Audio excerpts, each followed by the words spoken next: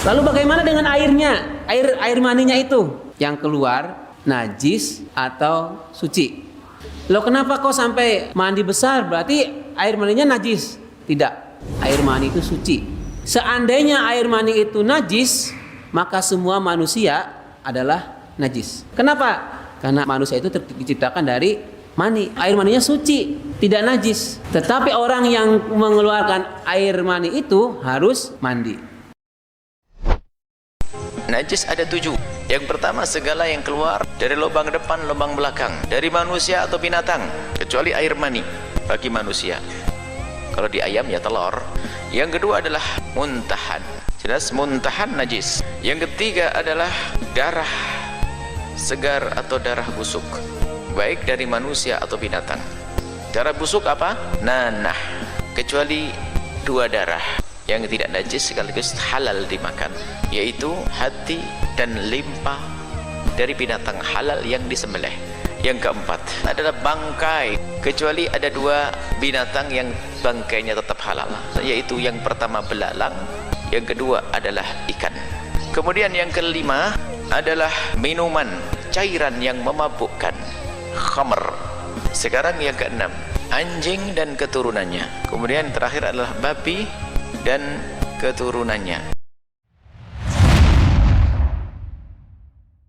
Assalamualaikum warahmatullahi wabarakatuh.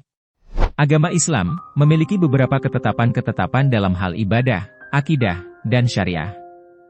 Salah satu aturan dalam beribadah untuk umat muslim adalah suci dari hadas besar dan hadas kecil. Oleh karena itu, sebelum melakukan ibadah wajib ataupun ibadah sunnah, umat muslim harus benar-benar menyucikan diri dari najis dan kotoran. Salah satu ibadah wajib umat muslim adalah sholat. Sholat sebagai tiang agama sangat berperan penting dalam menjaga keimanan umat muslim serta menegakkan agama Islam. Sesuai sabda Nabi Muhammad SAW, ada macam-macam najis yang perlu diketahui oleh umat muslim. Setiap najis memiliki karakteristik masing-masing, baik dari tingkatan maupun cara menyucikannya. Jika terkena najis, maka seorang muslim tidak akan sah dalam menjalankan sholat. Oleh karena itu, najis tersebut harus disucikan menggunakan cara-cara tertentu sesuai tingkatannya. Menurut bahasa, najis adalah segala sesuatu yang kotor. Sedangkan menurut syariat Islam, najis adalah sesuatu yang dianggap kotor oleh orang yang memiliki tabiat yang selamat, baik, dan selalu menjaga diri darinya. 1. Najis muhaffafah, najis ringan. Ini merupakan najis yang ringan. Yang termasuk najis muhaffafah adalah air kencing bayi laki-laki yang belum berumur 2 tahun dan belum mengkonsumsi makanan apapun kecuali air susu ibunya. Cara membersihkan najis muhaffafah, najis ringan, adalah Rasulullah SAW bersabda, barang siapa yang terkena air kencing anak perempuan harus dicuci. Sedangkan bila terkena air kencing anak laki-laki, cukup dengan memercikan air padanya. Hadis riwayat Abu Daud dan Nasai. Cara membersihkan menggunakan air, yaitu air harus mengenai seluruh tempat atau tubuh yang terkena najis ini. Air yang digunakan juga harus lebih banyak dari air kencing yang mengenainya. Setelah itu, barulah benda yang sudah dibersihkan, lalu diperas dan dikeringkan. Dalam syarat ini tidak diwajibkan menggunakan air yang mengalir. 2. Najis mutawasitah, najis sedang. Ini merupakan najis sedang, atau pertengahan antara najis yang ringan dan berat. Contoh najis mutawasitah, atau najis sedang ini adalah kotoran manusia, darah haid, madzi, yaitu cairan bening yang keluar dari kemaluan, yang tidak disertai tekanan syahwat yang sangat kuat. Air wadi, yakni air putih, keruh dan kental yang keluar setelah buang air kecil. Nanah bercampur darah. Darah yang keluar dalam jumlah banyak. Arak, atau minuman keras. Kotoran hewan yang haram dimakan, seperti anjing dan babi. Bangkai hewan, kecuali manusia, ikan, dan belalang. Muntah. Sedangkan cara membersihkan najis mutawasitah ini adalah ada 2 cara untuk menyucikannya. Yaitu pertama, kita harus membersihkannya hingga warna, wujud, bau, atau rasanya hilang. Kedua, dilanjutkan dengan menyiram menggunakan air bersih. Hadis Bukhari dan Muslim memuat tentang cara menyucikan najis darah haid yang diriwayatkan oleh Asma radhiyallahu anha. Seorang perempuan datang menemui Nabi Shallallahu alaihi wasallam berkata, "Pakaian salah seorang dari kami terkena darah haid, apa yang harus ia lakukan?" Beliau menjawab, "Keriklah darah itu terlebih dahulu, kemudian bilaslah dengan air, kemudian cucilah ia. Setelah itu engkau boleh memakainya untuk sholat." Hadis riwayat Bukhari dan Muslim. Contoh yang lain adalah apabila kita terkena muntah di suatu ruangan. Buang dulu muntahnya hingga tempat tersebut kering. Kemudian, siram dengan air hingga benar-benar bersih. Kita cukup siram di tempat yang terkena najis saja, dan jangan lupa untuk mengelapnya hingga kering. 3. Najis mughallazoh, najis berat. Contoh najis ini adalah terkena air liur anjing dan menyentuh babi. Jika kita terkena najis ini, cara membersihkannya tidak semudah kedua najis ringan dan sedang. Ada beberapa aturan untuk membersihkannya.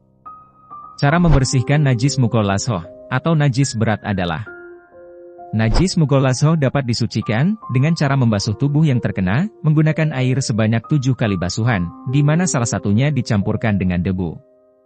Nabi Shallallahu alaihi wasallam bersabda, "Sucinya bejana salah seorang di antara kalian, ketika anjing menjilat dalam bejana tersebut, hendaklah mencucinya sebanyak 7 kali, dan yang pertama dengan menggunakan tanah."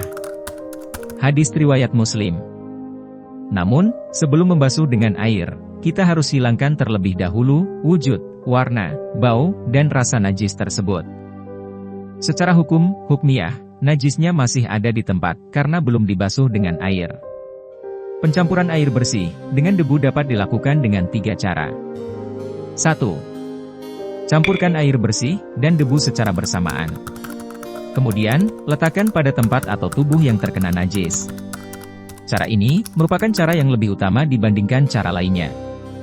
2. Letakkan debu di tempat atau tubuh yang terkena najis. Lalu, beri air bersih dan campurkan keduanya, kemudian baru dibasuh. 3. Beri air bersih terlebih dahulu di tempat atau tubuh yang terkena najis. Lalu, beri debu dan campurkan keduanya, baru kemudian dibasuh. 4. Najis yang dimaafkan, maafu. Selain ketiga macam-macam najis tadi, kita harus tahu bahwa najis pun ada yang dapat dimaafkan atau ditoleransi. Artinya, najis tersebut tidak perlu dicuci atau dibasuh menggunakan air. Contoh najis ini adalah bangkai hewan yang tidak mengeluarkan darah atau nanah sedikit pun. Tak hanya itu, najis yang dimaafkan ialah najis kecil tak kasat mata.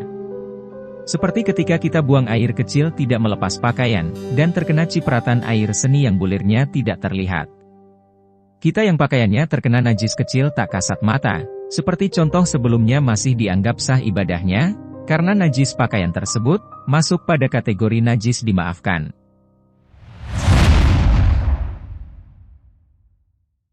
Islam sangat menganjurkan umatnya agar menjaga kebersihan, kesucian, dan kesehatan. Karena lingkungan yang kotor adalah sarang penyakit. Selain kebersihan diri sendiri, Islam juga berseru kepada umatnya untuk menjaga kebersihan lingkungan. Itulah macam-macam najis dan cara mensucikannya dalam syariat Islam. Jangan lupa klik tombol subscribe-nya, like, komen, dan nyalakan lonceng agar channel ini bisa lebih semangat berbagi informasi seputar Islam. Terima kasih sudah menonton, semoga bermanfaat. Wassalamualaikum warahmatullahi wabarakatuh.